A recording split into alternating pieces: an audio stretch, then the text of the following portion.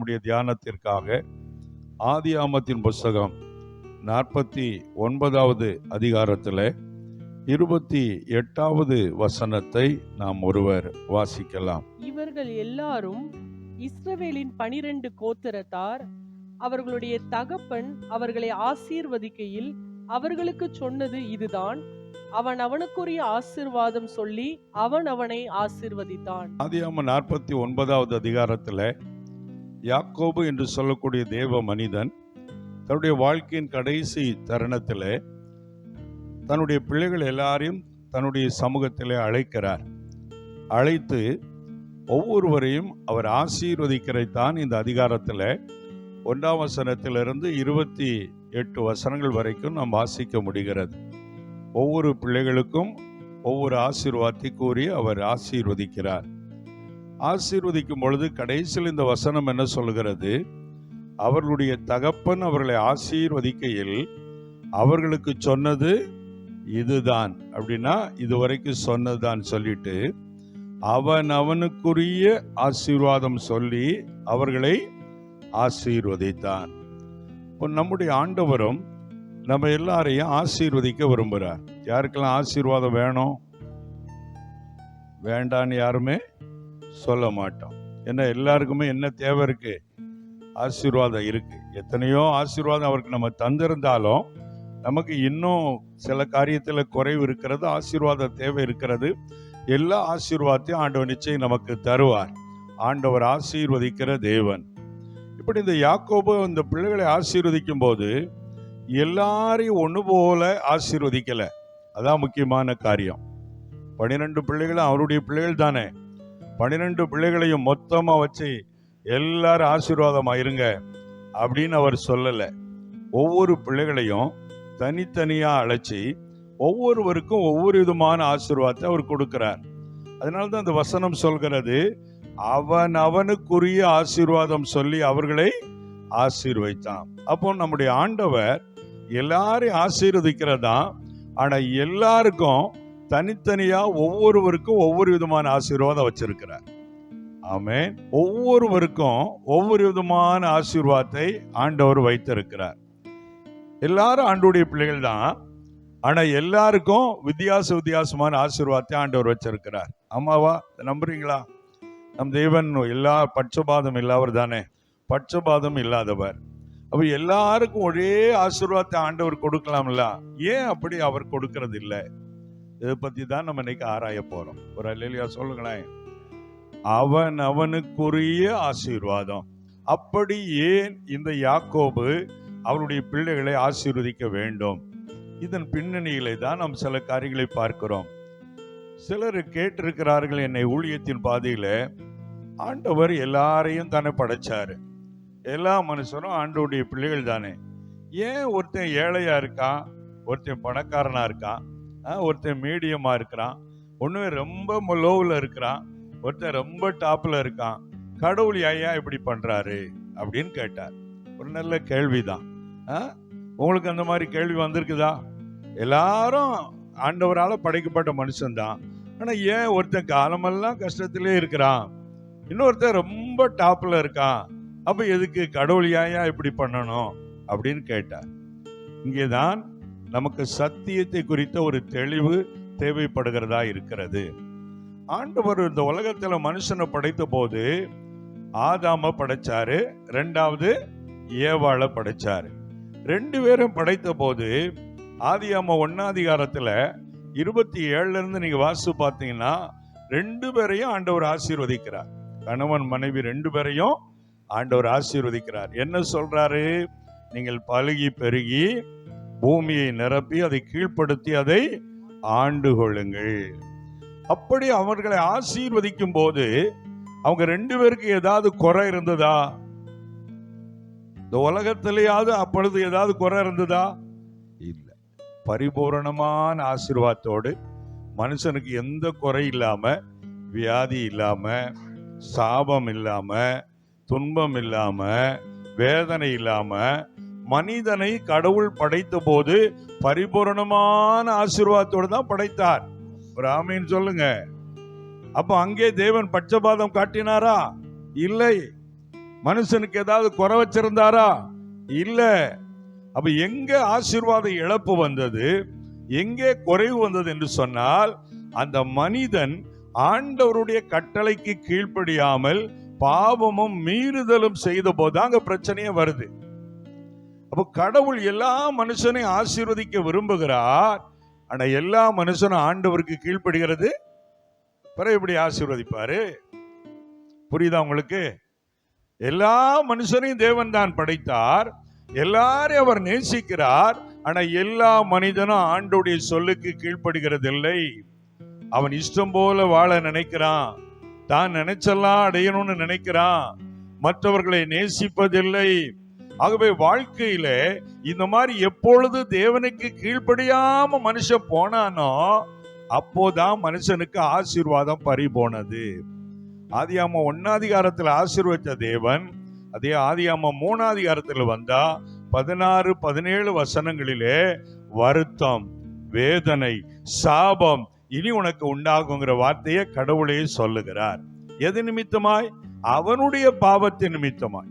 அப்போ மனிதனை தேவன் ஆசீர்வதிக்க நினைத்தாலும் மனிதனுடைய பாவமும் கீழ்ப்படியாமையும் தான் ஆசீர்வாதத்தை இழக்க பண்ணுகிறது. சரி, அப்பமும் கடவுள் மனுஷனை கைவிடல. மறுபடியும் இந்த மனுஷனுக்கு ஒரு பரிகாரம் செய்யும்படி அவரே மனுஷனை அவதாரம் எடுத்து வந்து மனிதனுடைய பாவத்திற்கான தண்டனை அவர் ஏற்றுக்கொண்டு மரித்து ரத்தம் சிந்தி 3ஆம் நாள் உயிரோடு கூட எழுந்து உன் பாவத்திற்கான தண்டனையை, சாபத்திற்கான தண்டனை நான் செலுத்தி விட்டப்பா, அதனால நீ மனம் திரும்பி உன் பாவத்திற்காய் வருத்தப்பட்டு அந்த பாவத்தை என்னிடத்தில் அறிக்கை செய்து மறுபடியும் நீ கீழ்ப்படுதலுக்குள்ள வந்துட்டேன்னா மறுபடியும் நான் உன்னை ஆசீர்வதிக்க ரெடியா இருக்கிறேன்னு சொல்றார். ஆமென். புரியுதா உங்களுக்கு? தேவனை பற்றி நமக்கு கிளியர் பிக்சர் இருக்கணும். இல்லைன்னா நம்ம வாழ்க்கையில குறை வரும்போது ஆண்டவரை தான் குறை சொல்லிக்கிட்டு இருப்போம், ஆண்டவரை தான் முறுமுறுத்து கொண்டு இருப்போம். நம்ம தேவனை குறித்த தெளிவு இருந்தாதான் ஆண்டவரை சந்தோஷமா தேட முடியும், சந்தோஷமாய் அவரை ஆராதித்து அவரை பின்பற்ற முடியும். அப்பொழுதும் ஆண்டவர் நீ மனம் திரும்பு, தவற ஒத்துக்கொள், பாவத்தை விட்டு என்கிட்ட வா, நான் உன்னை ஆசீர்வதிப்பேன்னா மனுஷனுக்கு அதுக்கும் இஷ்டம் இல்லை. பாவத்திலேயே வாழணும்னு நினைக்கிறான். தவறான காரியத்தை விட்டுருன்னா விட மனசு இல்லை.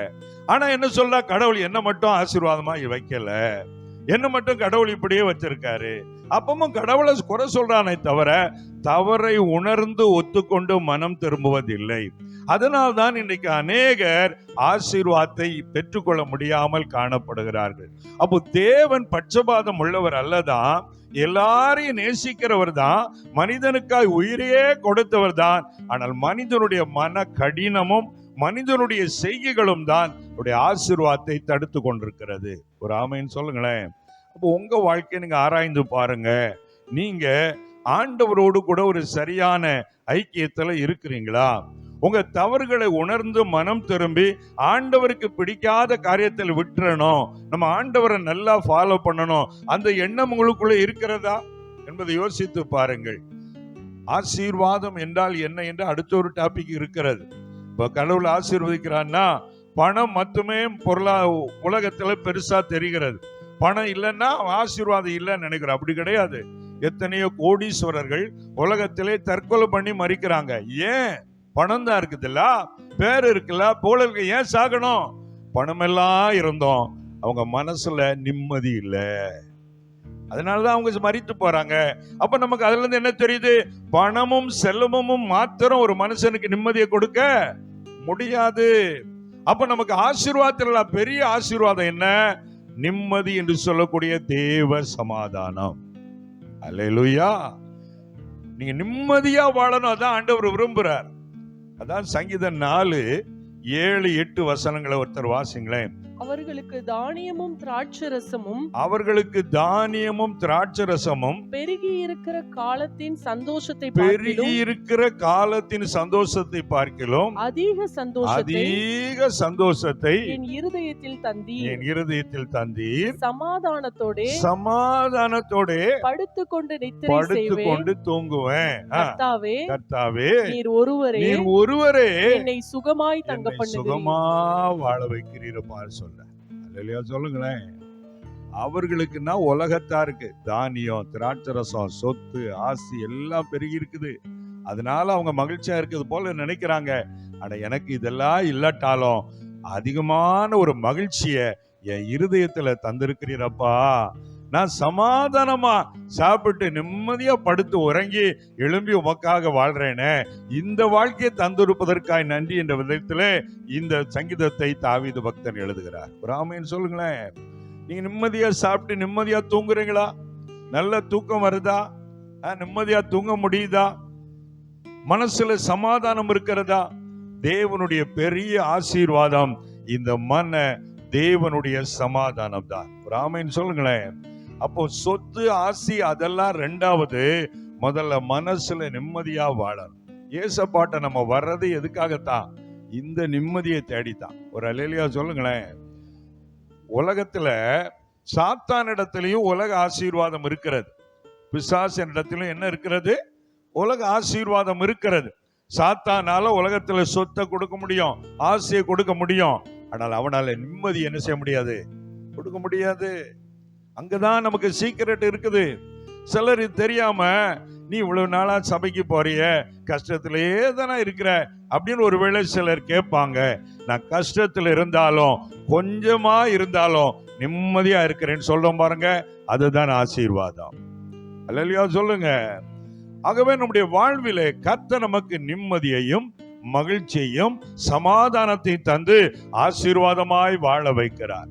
அதனோடு கூட நமக்கு படிப்படியா உலக ஆசீர்வாதத்தை அவர் தருவார். அவர் மத்தேயு 6:33 என்ன சொன்னார்? முதலாவது தேவனுடைய ராஜ்யத்தையும் அவருடைய நீதியை தேடுங்கள், அப்பொழுது இவங்க எல்லாம் உங்களுக்கு கூட கொடுக்கப்படும். அப்ப இயேசுவை தேடனா நிம்மதி மட்டும்தானா? அப்ப எனக்கு ஆசீர்வாதம் கிடையாதா அப்படின்னு நினைச்சிடக்கூடாது. அவர் எல்லாவற்றையும் கூட்டி தருகிற தேவனா இருக்கிறார். அல்லேலூயா சொல்லுங்களேன். அப்ப இயேசப்பா எல்லாரையும் ஆசீர்வதிக்க விரும்புறாரு. அவர் பட்சபாதம் இல்லாதவர். எல்லாருக்கும் எல்லா நன்மையும் கொடுத்து இந்த உலகத்திலே ஆசீர்வாதமாய் வைத்திருப்பது மாத்திரமல்ல, நித்திய ஆசீர்வாத வாழ்க்கை ஒன்றை நமக்கு கர்த்தர் வைத்திருக்கிறார். சாத்தானிட்ட அந்த நித்திய ஆசீர்வாதம் கிடையாது. அவன் நித்திய நரகத்திற்கு போக வேண்டியவன். அதனால்தான் இயேசு இயேசுன்னு நாங்க கத்தி கொண்டிருக்கிறோம். ஒரு அல்லேலூயா சொல்லுங்க. இன்னைக்கு என்ன நினைக்கிறாங்க? இயேசுக்கு விரோதமாய் பேசுறவர்கள் கூட, எனக்கு பணம் இருக்கு, நல்ல வேலை இருக்கு, தொழில் இருக்கு, நான் பெரிய பிசினஸ் மேனா இருக்கிறேன், உங்க இயேசு என்ன பண்ணிடுவார் அப்படின்னு நினைக்கிறான். இயேசு யாருங்கிறது மரணத்துக்கு பின்பு ஒரு வாழ்வு இருக்கு, அப்போ தெரியும். ஒரு அல்லேலூயா சொல்லுங்க. பிசாசு பணத்தை கொடுப்பான், செல்வத்தை கொடுப்பான், உயிரை எடுத்து கொண்டு போய் விடுவான், நரகத்திற்கு கொண்டு போய் விடுவான். இயேசு அப்படி அல்ல. அவரை பின்பற்றினால் உலகத்தில் ஆசீர்வாதங்களோடு சில கஷ்டங்களை நாம் கடந்து போனால் கூட முடிவிலே கஷ்டமில்லாத ஒரு வாழ்வை கர்த்தர் நமக்கு தரப்போறார். நிச்சயமான ஒரு ஆசீர்வாதத்தை நமக்கு தரப்போகிறார். இந்த தெளிவோடு கூட நாம் இருக்க வேண்டும். சரி, இப்ப இங்க ஆதியாகமம் 49:28 வந்தீங்கன்னா, அவன் அவனுக்குரிய ஆசீர்வாதம் சொல்லி அவர்களை ஆசீர்வதித்தான். அங்கே யாக்கோபு ஏன் ஒவ்வொரு பிள்ளைகளுக்கும் வேறு வேறு ஆசீர்வாதத்தை கொடுக்க வேண்டும்? இந்த ரகசியத்தை நாம் இன்னைக்கு அறிந்து கொள்ள போறோம். ஒரு அல்லேலூயா சொல்லுங்களேன். ஆமென் சொல்லுங்களேன். பிரியமானவர்களே, இந்த யாக்கோபு இப்படி ஆசீர்வாதத்தை அவன் அவனுக்கு தனித்தனியா சொல்வதில் நீங்க நல்லா கவனிச்சீங்கன்னா அதுல ஒரு காரியம் புரியும். இவருடைய கேரக்டர் எப்படி இருக்குன்னு சொல்லி பார்த்து யாக்கோபு ஆசீர்வாதத்தை கொடுக்கிறார். 3ஆம் வசனத்தை வாசிங்க. ஆதியாகமம் 49:2-3 வசனங்களை வாசிக்க கேட்போம். ரூபனே, ரூபனே, நீ என் சேஷ்ட புத்திரன், நீ எனக்கு மூத்த குமாரன், நீ என் சத்துவமும், நீ என் சத்துவமும், என் முதற் பெலனுமானவன், என் முதற் பெலனுமானவன், நீ மேன்மையில் பிரதானமும், நீ மேன்மையில் பிரதானமும், வல்லமையில் விசேஷமுமானவன், தண்ணீரை போல தளம்பினவனே, தண்ணீரை போல தளம்பினவனே, நீ மேன்மை அடைய மாட்டாய். பாருங்க, ஒரு தூக்கி அப்படியே ஒரு கிளை போட்டார், பொத்துன்னு போட்டார். ரூபனே, நீ எனக்கு முதல் பிறந்த பையன். அவன் தான் முதல் பையன். 12 பிள்ளைகள்ல ரூபன் தான் யார் முதல் பையன். அவன் தான். இந்த இஸ்ரவேல் பிரமாணங்களின்படி, நியாயப்பிரமாண சட்டத்தின்படி, பழைய ஏற்பாட்டின்படி ஒரு பிரமாணத்துல என்ன ஒரு ஆசீர்வாதம்னா, ஒரு அப்பாவுக்கு 4 பிள்ளைகள் பிறக்கிறாங்க அல்லது 10 பிள்ளைகள் பிறக்கிறாங்க. அப்பெல்லாம் அப்படித்தானே. இப்ப தான் நம்ம 1 பெற்றால் ஒளிமயம், 2 பெற்றால் இன்பமயம் அப்படின்னு சொல்லிட்டு இருக்கிறோம். சரி, அந்த காலத்துல அப்படி கிடையாது. நிறைய பிள்ளைகள் இருப்பதான் பெரிய செல்வமாக கருதினார்கள். கர்த்தருக்கு ஸ்தோத்திரம். அப்படி இருக்க போது ஒரு 10 பிள்ளைகள் ஒருத்தருக்கு பிறந்தா, முதலாவது பிறக்கிறான் பாருங்க, அந்த பையனுக்கு 2 மடங்கு ஆசீர்வாதம் உண்டு. ஏன்னா அவன் தான் முதல் வாரிசு. அதனால எக்ஸ்ட்ரா ஒரு ஆசீர்வாதம். அதுக்கு பேர் தான் சேஷ்ட புத்திர பாக ஆசீர்வாதம். எல்லாரும் சொல்லுங்க, சேஷ்ட புத்திர ஆசீர்வாதம். அல்லேலூயா. ஏன்னா முதல் பிறந்தார் பத்திர அவரு, அதனால அவனுக்கு ஒரு ஸ்பெஷல். இது பழைய ஏற்பாட்டின்படி இஸ்ரேல் மக்களுக்கு ஒரு பிரமாணம் போல கடைபிடிக்கப்பட்டிருந்தது. இப்படி இருக்கும்போது பழைய ஏற்பாட்டுல 2 திருமணங்கள் எல்லாம் செய்கிற சம்பவங்களை பார்க்கலாம். புதிய ஏற்பாட்டுல இயேசு ஒருவருக்கு ஒருத்தி அந்த பிரமாணத்தை கொண்டு வந்தார். காரணம், ஆதியில ஆதாம படைக்கும் போது 2 ஏவாளை கொடுக்கல, ஒரு ஏவாளை தான் கொடுத்தார். ஒரு அல்லேலூயா சொல்லுங்க. ஆமா தானே? கர்த்தருக்கு ஸ்தோத்திரம். பிரியமானவர்களே, அப்ப 2 பேரை திருமணம் செய்தா ஒரு அப்பாவுக்கு 2 பிள்ளைகள் பிறக்கிறாங்க வைங்களேன். இந்த சேஷபுத்திர பாகத்தை யாரு கொடுக்கணும்? அப்பவும் கர்த்தர் அதுல ஒரு கிருபை வச்சு எந்த பெண்ணை வெறுக்கிறானோ, ஏன்னா ஏன் 2வது கல்யாணம் பண்றான்? மூத்தாள் பிடிக்காம தானே, சரியில்லாம. அப்ப இவன் என்ன நினைப்பான்? 2வது மனைவிக்கு தான் எல்லாம் கொடுக்கணும்னு நினைப்பான். அப்படி செய்யக்கூடாது. யார அந்த கணவன் வெறுக்கிறானோ அந்த பிள்ளைக்கு தான் அந்த சேஷபுத்திர பாக போகணும்னு கர்த்தர் அங்கேயும் யாரை வெறுத்து தள்ளப்படுகிறார்களோ அவர்கள் மேல் தன்னுடைய கிருபையை காட்டுகிறவர் நம்முடைய தேவன். அல்லேலூயா சொல்லுங்களேன். ஆண்டவருடைய குணாதிசயங்கள் எல்லாம் பார்த்தீங்கன்னா மிக அற்புதமான குணாதிசயங்கள். அதனாலதான் அவர் கடவுள் என்று சொல்லுகிறோம். ரொம்ப பரந்த மனசுக்காரர், எங்கேயுமே இரக்கம் பாராட்டுவார். ஏழைகளையும் திக்கட்ட பிள்ளைகளையும் அவர் ரொம்ப கரிசனை உள்ளவர்களாக கவனித்துக் கொள்ளுவார். இப்ப இங்க யாக்கோபுக்கு வாங்க.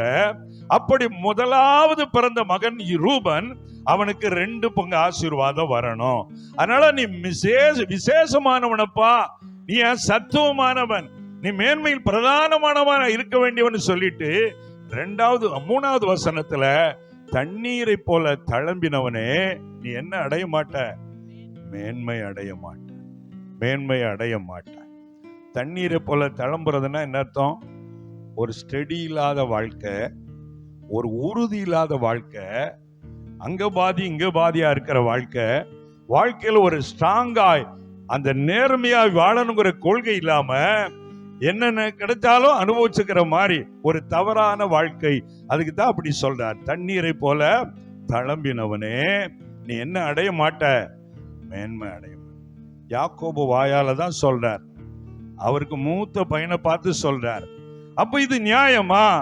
பையனை போய் இப்படி யாக்கோபு சொல்லலாமான்னு நம்ம கேட்போம். அங்கதான் ஒரு சம்பவம் இந்த ரூபன் வாழ்விலே நடக்கிறது. ஆதியாகமத்தின் புத்தகத்துல 35 அதிகாரம் 22 வசனத்துல சொல்லப்பட்டிருக்கிறது. அது யாக்கோபனுடைய மறுமனையாட்டி இருக்கா பாருங்க, அந்த பெண்ணோடு கூட இந்த ரூபன் தவறான பாவத்திலே விழுந்து விட்டான். சித்தி முறை வேணும். அந்த அம்மா கூட இந்த பையன் விபச்சார பாவம் செய்துட்டான். எவ்வளவு அருவருப்பு பாருங்க, எவ்வளவு ஒழுங்கினம் பாருங்க.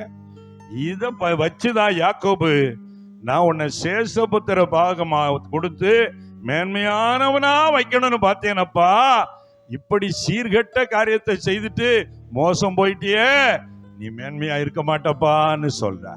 இப்ப சொல்லுங்க, இது நியாயமா தவறா? சொல்லுங்க, சரியா தவறா? ஒரு அல்லேலூயா சொல்லுங்க. அப்ப இங்கே கேள்வி வருது, ஏன் அவனுக்கு மாத்திரம் ஆசீர்வாதத்தை கொடுக்கல? அவன் ஒழுங்கா இல்ல. புரியுதா உங்களுக்கு? அப்ப இன்றைக்கு அநேகர் கடவுளை தேடுகிறேன் என்று சொன்னாலும், கடவுளுடைய பிள்ளை நான் என்று சொன்னாலும், அவருடைய கேரக்டர் மோஸ்டாக இருக்கிறது. இவ்வளவு பெரிய தவறை செய்தா ஆசீர்வாதம் எப்படி வரும்? இன்னைக்கு கிறிஸ்தவ உலகத்துல இப்படிப்பட்ட கூட்டங்கள் அதிகரித்து கொண்டிருக்கிறது. அப்போ நம்முடைய கேரக்டர் லைஃப்ல எப்படி நடந்து கொள்றோம்னு பார்த்துதான் யாக்கோபு ஆசீர்வதித்தது போல தேவனும் நம்மை ஆசீர்வதிக்கிறார். அதனாலதான் பரிசுத்தமா இருங்க, ஒழுக்கமா இருங்க, நேர்மையா இருங்க. எதுக்கு போதிக்கிறோம்? அப்படி இருந்தாதான் ஸ்பெஷல் ஆசீர்வாதத்தை கர்த்தர் நமக்கு தருவாரு. கைத்தட்டி அல்லேலூயா சொல்லுங்க. அல்லேலூயா. மேன்மையாய் வர வேண்டியவன் ரூபன் எவ்வளவு கீழ்த்தரமான காரியத்தை, அருவருப்பான தவறான ஒரு பாவம், உறவு முறை வரம்பு மீறிய ஒரு பாவம் செய்யலாமா? இன்னும் சொல்ல போனா இந்த ரூபன் மாத்திரம் இந்த தவறை செய்யாம இருந்திருந்தா யோசேப்பு லெவலுக்கு கர்த்தர் இந்த ரூபனை கொண்டு போயிருப்பார். ஆமென். எப்படியோ வர வேண்டிய ஆளு இந்த பாவத்தை செய்தன் விளைவு லைஃபையே தொலைச்சிட்டான். தேவன் நீதி உள்ளவன். நிறைய பேர் என்ன மாத்திரம் பாக்குறாங்கன்னா கிருபை உள்ளவர்னு மாத்திரம் பாக்குறாங்க. அதனால என்ன பாவம் பண்ணாலும் ஆண்டவர் மன்னிச்சிருவாரு. அவர் இரக்கம் உள்ளவர், அவர் கிருபை உள்ளவர், அவர் இரக்கம் உள்ளவர் தான். ஆனால் தவறை செய்து கொண்டே இருக்கிறவர்களுக்கு, அதை உணராமல் மனம் திரும்பாமல் இருக்கிறவர்களுக்கு இரக்கம் செய்கிறவர் அல்ல. பாவத்தை ஒத்துக்கொண்டு மனம் திரும்பி விட்டு அவருக்கு பரிசுத்த பாதையில வந்தால் இரக்கத்தை கர்த்தர் கட்டளையிட்டு ஆசீர்வதிப்பார். அல்லேலூயா. இதான் சரியான போதனை. அது அல்லாதபடிக்கு நான் ஊழியம் செய்கிறபடினால் பாவம் செய்ய எனக்கு லைசன்ஸ் கொடுக்கப்படுவதில்லை. நான் ஆண்டவருக்கு ஏதோ ஒரு பெரிய அமௌண்ட் காணிக்க கொடுப்பதனால நான் என் வாழ்க்கையை மனம் போல வைத்துக் கொள்வதற்கு லைசன்ஸ் கிடையாது. யாராயிருந்தாலும் நீ ஒழுக்கமாக பரிசுத்தமாய் வாழ்ந்தால் உனக்கு அதற்கேற்ற ஆசீர்வாதத்தை நான் தருவேன் என்று கர்த்தர் சொல்லுகிறார். ஆமென். அல்லேலூயா சொல்லுங்க. அப்போ தேவன் அவனை ஏன் தனித்தனியா பார்த்து ஆசீர்வதிக்கிறார்? ஒருத்தன் பரிசுத்தமா இருந்தா அவனை டாப் லெவலுக்கு கொண்டு போறாரு. ஒருத்தன் பரிசுத்தம் இல்லைன்னா அவன் எவ்வளவு கத்தி கதறினாலும் அவனுக்கு முன்னேற்றமே வருவதில்லை. இதனாலதான் பலருடைய வாழ்விலே ஆசீர்வாதத்தை இழந்து போகிறார்கள். இந்த சத்தியத்தை ஆண்டவர் எனக்கு வெளிப்படுத்தினார். என் வாழ்வில நான் எத்தனையோ தவறுகளை செய்திருக்கிறேன். ஆனால் ஆண்டவர் வெளிப்படுத்தி உணர்த்தி அறிக்கையிட்டு, ஆண்டவர் உணர்த்தினதுனால அறிக்கையிட்டு விடுதலை பெற்றுக்கொண்டதுனால தைரியமா பேசுறேன். நம்முடைய பரிசுத்தத்தின் அடிப்படையில தான் ஆசீர்வாதங்கள் தீர்மானிக்கப்படுகிறது. அல்லேலூயா சொல்லுங்க. அதனால சும்மா நம்ம ஆராதனை செய்யும் போது விடுதலையோடு துதிச்சு நம்ம கர்த்தரை மகிமைப்படுத்தினால் மாத்திரம் ஆசீர்வாதம் வந்து விடுவதில்லை. பல நம்ம நினைக்கிறோம் துதிச்சுட்டா ஆசீர்வாதம், துதித்தால் ஆசீர்வாதம் வரும். துதிக்கிற நிமிடத்திலே பரிசுத்தமும் இருந்தால்தான் தேவனுடைய ஆசீர்வாதத்தை நான் பெற்றுக்கொள்ள முடியும். அல்லேலூயா. ஆகவே நம்ம பரிசுத்தம் இல்லாம என்னதான் நம்ம கத்தி கதறினாலும் அதுல ஆண்டவர் பிரியப்படுவதில்லை. அதற்கு வேத வசனத்தை நான் உங்களுக்கு காட்டுகிறேன். ஏசாயா தீர்க்கதரிசன புத்தகத்துக்கு வாங்க. அதிலே 1வது அதிகாரத்திலே நான் பார்க்கிற பொழுது ஆண்டவருடைய வார்த்தை இப்படியாக சொல்லுகிறது. பாருங்க, 14, 15 வாசனங்களை வாசிக்க கேட்போமா? உங்கள் மாத பிறப்புகளையும் மாசந்தோறும் வந்து நீங்கள் பண்டிகை கொண்டாடுவதையும் உங்கள் பண்டிகைகளையும் என் ஆத்துமா வெறுக்கிறது. அவைகள் எனக்கு வருத்தமாய் இருக்கிறது. அவைகளை சுமந்து இளைத்து போனேன். நீங்கள் உங்கள் கைகளை விரித்தாலும், நீங்க கைகளை விரிச்சு ஆராதித்தாலும் என் கண்களை உங்களை விட்டு மறைக்கிறேன். நீங்கள் மிகுதியாய் ஜெபம் பண்ணினாலும், ஏகப்பட்ட ஜெபம் பண்ணாலும் கேளேன், கேட்க மாட்டேன். உங்கள் கைகள், காரணம் உங்கள் கைகள் ரத்தத்தினால் நிறைந்திருக்கிறது. அப்போ பரிகாரம் என்ன? அடுத்த வசனம், உங்களை கழுவி சுத்திகரியுங்கள். முதல்ல உங்களை பரிசுத்தம் பண்ணிக்கொள்ளுங்க. உங்கள் கிரியைகளின் பொல்லாப்பை என் கண்களுக்கு மறைவாக அகற்றிவிட்டு தீமை செய்தலை விட்டு ஓயுங்கள். நன்மை செய்ய படியுங்கள். நியாயத்தை தேடுங்கள். ஒடுக்கப்பட்டவனை ஆதரித்து திக்கற்ற பிள்ளையின் நியாயத்தையும் விதவையின் வழக்கையும் விசாரியுங்கள். ஆமென். கர்த்தர் எவ்வளவு அருமையா பேசுறாரு பாருங்க. நீ ரொம்ப ஜெபம் பண்ணாலும் நான் கேட்டுற மாட்டேன். நீங்க மாசந்தோறும் வந்து வாக்குத்தத்த கூட்டத்துல பங்கு பெற்றாலும் நான் ஏமாந்துட மாட்டேன். உங்க கேரக்டர் மாத்துங்க அப்படின்னு கர்த்தர் சொல்றாரு. அல்லேலூயா சொல்லுங்க. உங்களை கழுவி சுத்தம் பண்ணுங்க. இந்த மாதிரி போதனைகளே இப்ப இல்ல. எல்லாரும் ஒரு கார் ஒருத்தர் வாங்கியிருக்காருன்னா கார்ல வச்சு இந்த காரை எனக்கு தர போற சோத்திரன்னு சொல்லுங்க. அந்த கார் உங்களுக்கு வந்துடும். வருமா? பின்னும் பிறனுக்கு உண்டான யாதொன்றை இச்சையாது இருப்பாயாக. ஒரு அல்லேலூயா சொல்லுங்க. அடுத்தவன் கார் அவன் எவ்வளவு கஷ்டப்பட்டு வாங்கியிருப்பான், அதை கை வச்சு தோத்திரம் பண்ணோன்னு கொடுத்துருவாராம். பியாயி தான் அப்படி கொடுக்கும், கர்த்தர் அப்படி கொடுக்கவே மாட்டாரு. அல்லேலூயா சொல்லுங்க. அவர் நீதியின் தேவன், அவர் நேர்மை உள்ள தேவன். அவர் நமக்கும் கார் தருவார், வீடு தருவார், எல்லாம் உங்களுக்கு தருவார். ஆனா நேர்மையா இருந்தாதான் தருவார். அல்லேலூயா. அப்படின்னா அந்த உலகத்துல நேர்மையா இல்லாதவன் கொள்ளையடிக்கிறான், திருடுறான், 2ஆம் நம்பர் வியாபாரம் பண்றான், நல்லா இருக்கானா பிரதர்? அப்படி பாக்குறோமா இல்லையா? அவன் ரூட் மாறி போறாள், நம்ம அந்த ரூட்டை பார்க்க கூடாது. ஒரு அல்லேலூயா சொல்லுங்க. அவன் சாத்தானுடைய ரூட்ல போயிட்டு இருக்கான். அவன் எல்லாத்தையும் கொடுப்பான் சாத்தான். ஆனா கர்த்தருக்கும் சாத்தானுக்கும் என்ன வித்தியாசம்? கர்த்தர் நம்ம வாழ்க்கையை ஒழுங்குபடுத்தி நீதியா நேர்மையா நம்மளை மாற்றி ஆசீர்வாதம் தருவார். சாத்தான் மனம் போல வாழ விட்டதெல்லாம் கொடுப்பான், முடிவில நரகத்துக்கு இழுத்துட்டு போயிடுவான். அதனால நம்ம வாழ்விலே நம்முடைய வாழ்க்கையின் கிரியைகளை நாம் எந்த அளவுக்கு சரிப்படுத்துறோமோ அந்த அளவுக்கு தான் தேவனுடைய ஆசீர்வாதத்தை நாம் பெற்றுக்கொள்ள முடியும். அல்லேலூயா, அல்லேலூயா. இதை உணர்ந்து நம்ம எப்போதும் வாழ்க்கையில எந்த இடத்துக்கு போனாலும், எங்க தங்கினாலும், என்ன செய்தாலும் கடவுள் என்னை பார்க்கிறார் என்கிற பயத்தோடு வாழ்ந்தீங்கன்னா கர்த்தர் நிச்சயம் உங்களை ஆசீர்வாதமா வைப்பாரு. அல்லேலூயா, அல்லேலூயா. இதே ரூபன் பண்ணின தவறான இந்த சூழ்நிலை போல யோசேப்புக்கும் அதே சோதனை வந்தது. நம்ம எல்லாருக்கும் தெரியும். ஆதியாகமத்தின் புஸ்தகத்துல 39ஆம் அதிகாரத்துல அந்த சம்பவம் இருக்கிறது. நான் சொல்றேன், வாசிக்க வேண்டாம்.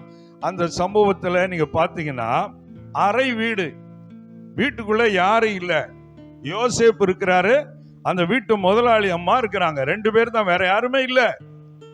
முதலாளியும் இல்ல, வேற வேலைக்காரங்களும் இல்ல. பிசாசு அந்த முதலாளி அம்மா மூலமாய் யோசேப்பை பாவத்தில் வீழ்த்தும்படி ஆசை காட்டுகிறான். தவறு செய்யும்படி அந்த பெண்ணே சொல்லுகிறாள். யோசேப்பு என்ன சொன்னாரு?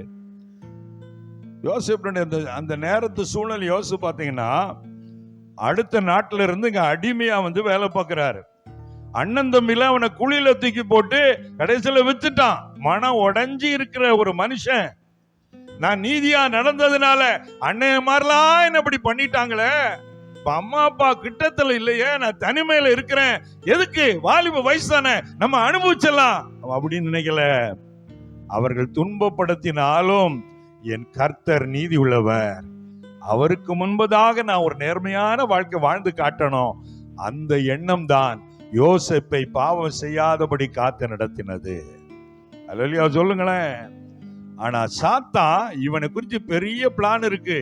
இவன் தேசத்துக்கே ஆசீர்வாதமா மாற போறான், தேசங்களுக்கே ஆசீர்வாதமா மாற போறான். இவனை கர்த்தர் பெரிய விதத்தில் ஆசீர்வதிக்க போறாருன்னு அவனுக்கு தெரிஞ்சுதான் இவனை எதுல மடக்கலாம், பாவம் செய்ய வச்சுட்டா இவன் வளர்ச்சியை தடுத்தரலான்னு சொல்லி சாத்தான் அந்த சோதனையை கொண்டு வருகிற பொழுதுதான் என் தேவனுக்கு விரோதமாய் பாவம் செய்வது எப்படி என்றால், அங்கே தேவன் ஒரு ஆளை போல இல்ல, ஆனால் இவனுடைய உள்ளத்திலே அந்த உணர்விலே வாழ்ந்தான்.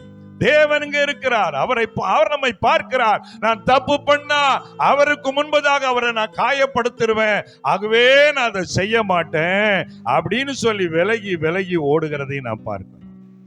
அப்போ பரிசுத்தம் என்பது நம்ம உடுத்துகிற உடையில் அல்ல, நம்ம வாழ்கிற வாழ்க்கையிலே இருக்கிறது. ஆமென் சொல்லுங்களேன். நம்ம வாழ்க்கையில பாவம் செய்ய வாய்ப்புகள் வரும்போது நாம் அதை உதறிவிட்டு ஓடுறோம் பாருங்க, அதுதான் நம்ம ஆசீர்வாதத்தின் அஸ்திபாரம், அதான் நம்ம ஆசீர்வாதத்தின் ஊற்று. அப்படி இந்த யோசேப்பு ஓடினதுனால விளைவு என்ன நடந்தது? அங்கே பிராக்டிக்கலா அவன் மேல அபாண்டமான பழி விழுந்தது. செய்யாத தப்பை செய்தான் என்று குற்றஞ்சாட்டப்பட்டான். அது நிமித்தமா ஜெயிலுக்கு போக வேண்டிய நிலைமை வந்தது. எல்லாமே தலைகீழ. ஒருவேளை அந்த டைம்ல இருந்த மற்றவன் என்ன சொல்லிருப்பான், ஒழுங்கா நல்ல வாய்ப்பு கிடைச்சது, தப்பு பண்ணிட்டு நிம்மதியா இருந்திருக்கலாம், ஜெயிலுக்கே போயிருக்கா, அப்படி உலக பிரகாரமா ஆலோசனை சொல்லியிருப்பான். ஆனால் யோசேப்பு சிறைக்கே போக வேண்டிய நிலை வந்தாலும் நான் பரிசுத்தமாய் வாழ்வேன். அல்லேலூயா சொல்லுங்களேன். தேவ பிள்ளைகளாகிய நமக்குள்ள இந்த மாதிரி காரியத்துல வைராக்கியம் இருக்க வேண்டும். நடந்தது என்ன பாருங்க, 1 அதிகாரத்துக்கு வாங்க, அதுல 1வது வசனத்தை பாருங்க. ரூபன் இஸ்ரவேலுக்கு முதல் பிறந்த நல்ல கவனிங்க. ரூபன் இஸ்ரவேலுக்கு முதல் பிறந்தவன், ஆனாலும் அவன் தன் தகப்பனுடைய மஞ்சத்தை தீட்டுப்படுத்தினபடியினால், பாருங்க கர்த்தருடைய வேதம் தெளிவா சொல்லுது, அப்பாவனுடைய மனைவியினிடத்திலே தவறாய் நடந்தபடியினால் கோத்திரத்து அட்டவணையிலே அவன் முதற் பிறந்தவனாக எண்ணப்படாமல் லிஸ்ட்லயே பேரை தூக்கிட்டார் ஆவியானவர். காரணம் என்ன? பாவம் அட்டவணையில் எண்ணப்படாமல் அவனுடைய சேஷ்டபுத்திர சுதந்திரம் இஸ்ரவேலின் குமாரனாகிய யோசேப்பின் குமாரனுக்கு கொடுக்கப்பட்டது. அல்லேலூயா, சத்தமா சொல்லுங்க அல்லேலூயா. அப்ப ஆசீர்வாதம் அவனுக்கு ஏன் மாறுகிறது? அவனுடைய கேரக்டர், செயல்பாடுகள், பரிசுத்தம், இதை பொறுத்துதான் தேவனுடைய ஆசீர்வாதங்கள் வருகிறது. ஆமென். சத்தியத்தை நம்ம தெளிவா அறிந்து கொள்ள வேண்டும். சில வேளை நம்ம பரிசுத்தமா இருந்தாலும் யோசேப்பை போல காரணம் இல்லாத பாடுகள் வரத்தான் செய்யும். ஆனா பெரிய ஒரு திட்டத்துக்கு அந்த பாடுகள் வழியிலே கர்த்தர் நம்மை உருவாக்கி கொஞ்சம் வெயிட் பண்ணோம்னா, யாரால பிரச்சனை வந்ததோ அவங்களை விட 1000 மடங்கு நம்மளை டாப் லெவலுக்கு கர்த்தர் கொண்டு போயிடுவார். யோசேப்பினுடைய காரியத்துல அந்த போத்திபானுடைய மனைவி பாவத்தை இது பண்ணி அவன் மேல அபாண்டு குற்றச்சாட்டு சொல்லி கடைசியில் அவனை ஜெயிலுக்கு கூட அனுப்பிட்டாளே, அவளுக்கு என்ன நடந்திருக்கும் அப்படின்னு சொல்லி ஒரு எண்ணம் வந்தது. ஆனா பைபிள் அது இல்லை. அப்ப அதை குறித்து நான் ஆராய்ஞ்சு பார்த்த போது என்ன ஒரு காரியம் வெளிப்பட்டதுன்னா, அந்த அம்மா பேரு சுலைக்கா அப்படிங்கிறது பேரா. என்ன பேரு? சுலைக்கா. சுலைக்கானா மிகுந்த அழகுள்ளவள்னு அர்த்தமா. உண்மையில அந்த அம்மா ரொம்ப அழகா இருந்திருக்கிறது. எகிப்தியர்களும் அழகுள்ளவர்கள் தான். நீங்க இப்படி இருக்கிற போது அந்த அம்மாவுக்கு குழந்தை இல்லாம இருந்ததாம். குழந்தை இல்ல, கணவர் உயர்ந்த போஸ்ட்ல இருக்கார் கவர்மெண்ட்ல எகிப்துல, ஆனா குழந்தை இல்ல. அழகு இருந்து என்ன பிரயோஜனம்?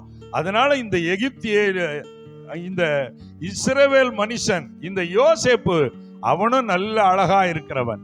ஆகவே இந்த பையன் மூலமா நமக்கு ஒரு வாரிசு உருவானா, இஸ்ரவேல் ஜனங்களே ஆசீர்வதிக்கப்பட்ட ஜனங்கள், என் வாரிசும் பெரிய ஒரு ஆசீர்வாதமான வாரிசா மாறிடும்னு நினைச்சு அந்த பெண் இந்த தவறு செய்ய அவனை அழைத்தாள் என்று அப்படிப்பட்ட காரியங்கள் சொல்லப்படுகிறது. ஆனா அவள் மூலமாய் சாத்தான் அந்த தவறான எண்ணத்தை கொடுத்து யோசேப்பை வீழ்த்த திட்டமிட்டான். யோசேப்பு அங்கே சாத்தானை ஜெயித்தான். அல்லேலூயா சொல்லுங்களேன். பாவ சோதனைகள் வரும்போதெல்லாம் எப்பொழுது விலகி ஓடுகிறோமோ அங்கே எல்லாம் சாத்தான் தோல்வி அடைகிறான், நாம் வெற்றி அடைகிறோம். கைத்தட்டி அல்லேலூயா சொல்லுங்க. அல்லேலூயா. சாத்தான் எப்போதுமே நேரடியா வந்து ஒரு உருவம் போல நிற்பதில்லை. அவனை ஆக்டிவிட்டி ஆவியா இருக்கிறதுனால, ஸ்பிரிட்டா இருக்கிறதுனால அவருடைய செய்கைகள் மூலமா தான் நமக்கு தெரியும். அந்த சிந்தனைகளை தாக்குவான், எண்ணங்களை தாக்குவான், உணர்வுகளை தாக்குவான். அப்படிப்பட்ட நேரத்தில் உங்களுக்கு சோதனை வரும்போது பதட்டமாய் பரபரப்பா இருக்கிறதா, அந்த நேரம் உபவாசத்திலும் ஜெபத்திலும் தரித்திருந்து சத்தியத்தை ஆழமாய் மனதிலே பதித்து கொண்டு எப்படியாவது இதுக்கு தப்பிச்சிடணும், இதுல இடம் கொடுத்துடக்கூடாது நின்னீங்கன்னா சோதனையை ஜெயிப்பீர்கள். கர்த்தர் உங்களை அடுத்த லெவலுக்கு கொண்டு போவாரு. அல்லேலூயா, அல்லேலூயா. அந்த சுலேகா அம்மாவுக்கு அப்புறம் என்ன நடந்துதான், சில வருஷங்கள் கழிச்சு யோசேப்பு இப்போ பார்வோனுக்கு அடுத்த ஸ்தானத்துக்கு, எகிப்துக்கே ராஜா ஸ்தானத்துக்கு வந்துட்டாரு. இப்ப பார்வோன் இருக்கிறாரு, அவர் எகிப்து ராஜாட்டம் மந்திரியா இருந்த வேலை செய்தவர் தானே. இப்ப யோசேப்பு அவரை விட பல மடங்கு டாப்ல போயிட்டாரு. இப்போ அந்த போத்திபாருக்கு பயம் வந்துட்டான். இவன் நம்ம ஜெயில போட்டதுனால நம்ம ஏதாவது பழி வாங்குவானோ. யோசேப்பு அங்கேதான் பெருந்தன்மையாய் நடந்து கொண்டு அந்த மாதிரி எந்த பழி வாங்குதலையும் செய்யவில்லையா. அவன் சொந்த சகோதரர்களையே மன்னிக்க தானே செஞ்சான். அப்போ அந்த உயர்வு என்பதை பரிசுத்தத்தின் அடிப்படையில் மாத்திரமல்ல, நம்முடைய உயர்ந்த குணங்களின் அடிப்படையிலும் தேவன் நமக்கு தருகிறார். அல்லேலூயா. நமக்கு பொதுவா என்ன வரும், என்ன ஒரு நேரம் பண்ணமில்ல, இவனை விடக்கூடாது, இவனை 2ல் 1 பாத்துறணும். அந்த அம்மா என்னை எவ்வளவு அவமானப்படுத்திட்டு விடக்கூடாது, என்கிட்ட பவர் இருக்கு, அதிகாரம் இருக்குன்னு நினைக்கல. யோசேப்பு மன்னித்தான். தேவனுடைய அனுமதி இல்லாம என் வாழ்க்கையில எதுவும் நடக்காது, அது அந்த டைம்ல நடந்து விடுவோம். கர்த்தர் நம்ம என்ன திட்டத்திற்காக வைத்திருக்கிறாரோ அதை நிறைவேற்றுவோம் என்று அவன் அதிலே கவனம் செலுத்தி மன்னித்தான். அதான் மன்னிக்கிறவன் பெரிய மனுஷன் சொல்றாங்க. அல்லேலூயா சொல்லுங்களேன். அப்போ தேவனும் நம்முடைய வாழ்விலே இந்த மாதிரி நல்ல குணங்களை எதிர்பார்க்கிறார். பரிசுத்தம் மாத்திரம் அல்ல, நம்முடைய உள்ளங்களிலே என்ன வரணும், நல்ல குணங்கள் வரணும். பழி வாங்கணும், அவங்கள ஒண்ணு இல்லாம ஆக்கிரணும் அப்படிங்கிற மாதிரி எண்ணெல்லாம் நமக்கு வரக்கூடாது. கர்த்தர் பார்த்து கொள்வார் அப்படின்னு விட்டு கொடுங்க. கர்த்தர் உங்களை இன்னும் தூக்கிக்கிட்டே இருப்பார். கை வைத்து அல்லேலூயா சொல்லுங்க. ஆபிரகாம் லிங்கன் அமெரிக்க ஜனாதிபதியா இருந்தவர். அவர் முதல்ல வக்கீலா இருந்தாராம் கொஞ்ச நாள். அவர் மாதிரி வாழ்க்கையில தோல்வியை சந்தித்தவர்கள் கிடையாது. 7 முறைக்கு மேல எலெக்ஷன்ல தோத்து இருக்கிறார். அவர் எல்லாவற்றிலும் தோல்வி அடைந்தவர் தான். ஆனாலும் ஆண்டவர் மேல் நம்பிக்கையா இருந்தவர். அவர் வக்கீல் தொழில் பார்க்கும்போது எட்வர்டு அப்படின்னு சொல்லி இன்னொருவரும் வக்கீலா இருந்திருக்காரு. அவர் ஃபேமஸ் ஆனவர். அப்போ வரும்போது அவர் இவரை ஆபிரகாம் நீங்க அந்த குரங்கிட்டியா போனீங்க அப்படின்னு சொல்லி அவ்வளவு கேலியா கிண்டலா பேசுவாராம். கடைசில நாட்கள் போனது, அமெரிக்க ஜனாதிபதியா வந்தபோது அந்த எட்வர்டை தன்னுடைய மந்திரி சபையில பதவி கொடுத்து ஒரு மந்திரியா உயர்த்தி வச்சாராம். ஒரு அல்லேலூயா சொல்லுங்களேன். நம்ம செய்வோமா? அங்கதான் பெரிய மனிதர்கள் என்று ஏன் அழைக்கப்படுகிறார்கள் என்றால், பெரிய தியாகத்தை அவர்கள் செய்கிறார்கள், பெரிய மனசு காட்டுகிறார்கள். அவ ஏன் உங்களை என்ன பாடுபடுத்தின, இவ்வளவு இழிவான அவட வச்சிருக்கேன்னு ஆரோலிங்கன் சொன்னாரா, அதை விடுங்க, அவன் பர்சனலா என்ன தாக்கினார் விடுங்க, ஆனா அவர்கிட்ட நிறைய நல்ல திறமை இருக்குது, அது இந்த அமெரிக்காவின் வெற்றிக்கு தேவை, அதனாலதான் அவருக்கு நான் அந்த மந்திரி பதவி கொடுத்தேன்னு சொன்னாரா. அல்லேலூயா. அப்போ பாருங்க, பெரிய மனசு. அதான் யோசேப்பு ஏன் விசேஷித்த ஆசீர்வாதம் உடையவனாய் மாறுகிறான். அவன் பழிவாங்குற எண்ணத்தோடு செயல்பட்டவில்லை. அவன் ஒரு பக்கம் பரிசுத்தமாயிருந்தான், இன்னொரு பக்கம் அவனுடைய வாழ்விலே மன்னித்து இரக்கம் பாராட்டுகிற மனுஷனா இருந்தான். ஆனா இந்த சுலேக்காமாவை பத்தி சொன்ன போத்திபாருடைய மனைவி, கொஞ்ச நாள்ல இந்த போத்திபார் மறிச்சிட்டாராம். எதிர்பாராம மறிச்சதுக்கு அப்புறம் இந்த அம்மா, அவங்களுக்கு இது அவருடைய சொத்து எல்லாம் கிடைக்கணும் இல்ல, போத்திபாருடைய சொத்து கிடைக்கலையா, உறவினர்கள் சொந்த பந்தங்கள்லாம் ஏதோ அபகரிச்சு இந்த அம்மா ரொம்ப கஷ்டப்பட்டு கடைசியில வாழ்க்கையில மனநிலை பாதிக்கப்பட்டு பிச்சை எடுக்கக்கூடிய நிலைக்கு போய், ஒரு நாள் யோசேப்பு அந்த பாதையா வரும்போது பார்த்தா பரிதாரமா நிக்கிற யாரோ இவளை எங்கேயோ பார்த்த மாதிரி இருக்குன்னு பார்த்தா, பிச்சை இவள் தான் தெரிஞ்ச உடனே அவளுக்கு வேண்டிய உதவி செய்து பராமரித்ததாக யூதருடைய பாரம்பரியம் கூறுகிறது. ஒரு அல்லேலூயா சொல்லுங்களேன். எவ்வளவு பெரிய மனசு வேணும் அதுக்கெல்லாம். சாதாரண வருமா? நமக்கு உடனே எதையுமே பழி வாங்கிடணும், வெற்றக்கூடாங்கிற எண்ணம் தான் வருது, என்னையும் சேர்த்தா சொல்றேன். ஆனா இவர்களை எல்லாம் தேவன் ஏன் இப்படி ஆசீர்வதித்து உயர்த்தினார் என்றால், அவர்கள் குணங்களிலே எங்கேயோ இருக்கிறார்கள், உயர்ந்த இடத்துல இருக்கிறாங்க. அப்ப தேவன் அவனுக்குரிய ஆசீர்வாதத்தை எப்படி சொல்லி ஆசீர்வதிக்கிறார் நம்ம என்றால், நம்முடைய பரிசுத்தத்தை முதலாவது பார்க்கிறார், என்றால் நம்முடைய குணங்களை பார்க்கிறார். அதனாலதான் ஆவியின் கனியை நம்மிடத்தில் கர்த்தர் எதிர்பார்க்கிறார். நம்ம எல்லாரும் ஆவியின் வல்லமை வேணும், வரங்கள் வேணும்னு சொல்லி நம்ம அதிகமா ஜெபிப்போம். வல்லமை வேணும்னா எல்லாரும் ஜெபம் பண்ணுவோம். ஆனா ஆவியின் கனிகளுக்காக ஜெபிக்கிறவர்கள் குறைவு. அன்பா இருக்கணும், சாந்தமா இருக்கணும், விட்டு கொடுக்கணும், நான் பொறுத்து போனோம், சாந்தம், பொறுமை, அமைதி, தாழ்மை, இதெல்லாம் எனக்கு வேணும் ஆண்டவரே நீங்க ஜெபிக்க ஜெபிக்க தேவனுக்கு பிடித்தமான ஜெபம் வல்லமையை தாரும் என்று கேட்பதை விட இந்த மாதிரி குணங்களை தாரும் என்று ஜெபித்தால் தேவனுடைய பார்வையில் அதுவே விலையேறப்பட்ட ஜெபமா இருக்கிறது. அல்லேலூயா. ஆனா உலகத்துக்கு பைத்தியக்கார மனுஷன், இன்னும் தாழ்மை அன்புன்னே சொல்லிட்டு அலையுது, இவன் முன்னேறதுக்கு பாதை தெரியல அப்படின்னு உலகம் சொல்லும். ஆனா கர்த்தர் நம்மை பார்த்து ரொம்ப சந்தோஷப்படுவாரு. ஆண்டவர் ஏன் எல்லாரும் ஒண்ணு போல ஆசீர்வதிக்க முடியல அப்படிங்கிற கேள்விக்கு உங்களுக்கு இப்ப பதில் கிடைச்சிட்டு வருதா? அப்போ ஒண்ணு பரிசுத்தம், இரண்டாவது குணங்கள், மூணாவது ஆண்டவர் எதன் அடிப்படையில் ஆசீர்வதிக்கிறார். வாங்க மத்திய எழுதின சுவிசேஷம் 25வது அதிகாரத்துக்கு வந்தீங்கன்னா அதுல வசனம் 15 பாருங்க. 15வது வசனம்.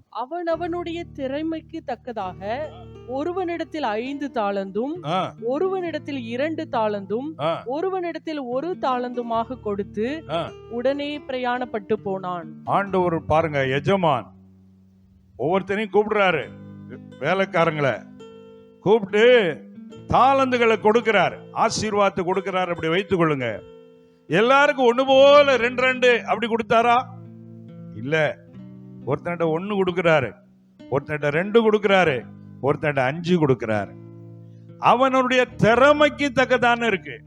அப்போ ஆசீர்வாதங்களை தேவன் கொடுப்பதிலே 3வது முக்கியமான காரியம், நம்ம அந்த ஆசீர்வாதத்தை வைத்து அதை வளர்த்து கொள்வோமா, அதற்காக ஹார்ட் ஒர்க் பண்ணுவோமா, அதற்காக பிரயாசப்படுவோமா, அதை இன்னும் டெவலப் பண்றதுக்கு நாம எந்த அளவுக்கு ஆர்வம் காட்டுகிறோம் என்பதை பொறுத்தும் தேவன் நம்மை ஆசீர்வதிக்கிறார்.